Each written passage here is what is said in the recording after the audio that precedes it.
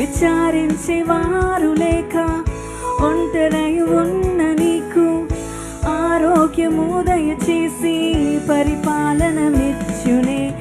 కూలిన కోటను రాజగృహముగా మార్చును.